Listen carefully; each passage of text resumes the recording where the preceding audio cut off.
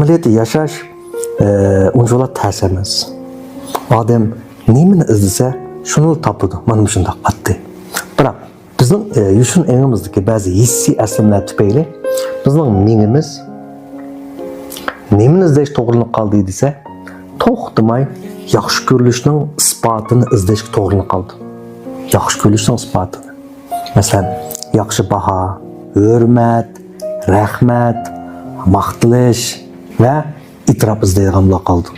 Bu xil narsalarning hammasi amaliyotda faqat bir sezim bo'lganlik uchun, ya'ni mattiq tava emasda, sezim bo'lganlik uchun odam vujudida uzun turmaydi. Siz saqlab qololmaysiz. Sizni bir hurmat qilsa, xo'sh bo'ldingiz. Biroq siz tutib tura olmaysiz deb, ya'ni mattiq tava emasda.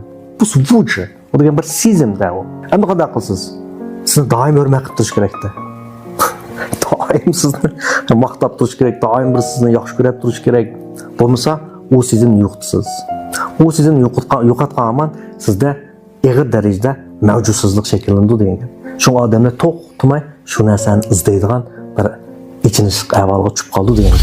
Amaliyotlar qiziqo'llar o'tirsaki, men sizni sevgandim degan uchunning orqasida qarshi tarafdan shu gapni anglash istik yushirganda. Demak, uning men sizni sevgandim degani sizning sevganishingizni sevgandim degandekchi, mushkul istak yushirgan bo'ladi. Demak, siz doim boshqalarning sizni sevib turishiga muhtoj bo'lib qoldingiz ekan. Shunsiz bu xil sevginishga muhtoj bo'lgandan keyin siz tabiiylan sevgandim degan xatni yozish orqali qarshi tarafga eng xobirsizda. Shunga bayasal kallasi taz jiring emas bolalar, qizlar bunday sevgandim deb xat yozsa, men sevganibdi deb bunday xo'shlar ketadi.